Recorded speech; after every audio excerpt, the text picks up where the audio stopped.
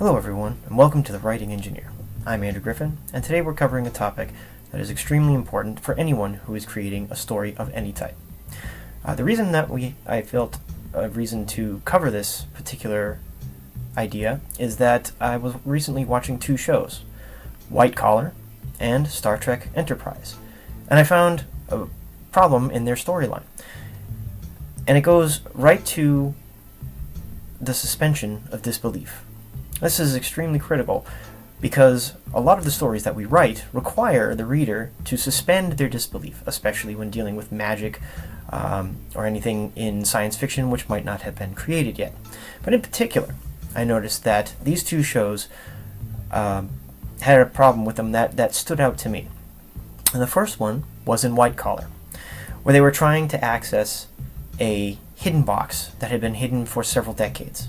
And they decided to go after the box by going through the floor of the Empire State Building. One of the characters decided that they would use a substance called hydrofluoric acid. Now, they did treat this acid with respect because it is a very dangerous substance. If it gets on your skin, it's absorbed directly through the skin and into your bloodstream.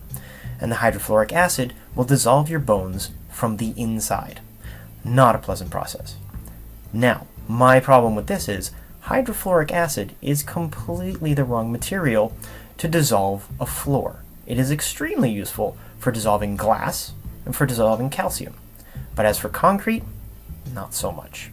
If you're a writer for this show, you probably should have researched into a better alternative than hydrofluoric acid. Now, let's go over to Enterprise, which we know has to have a fairly large suspension of disbelief. Anyone who's watched Star Trek should know that. You're tooling around in space, in a spaceship, which is designed around principles which don't even exist yet.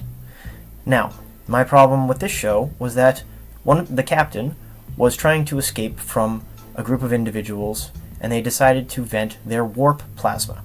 That doesn't really matter what warp plasma is or what it does.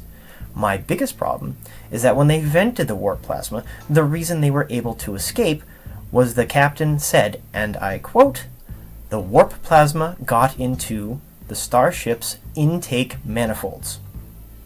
Now, the problem with that is, if you are in space, what the heck do you need an intake manifold for? There is nothing in space for you to take in. It's a vacuum. These two problems threw me out of my suspension of disbelief, and I had trouble watching the rest of the episode because of it.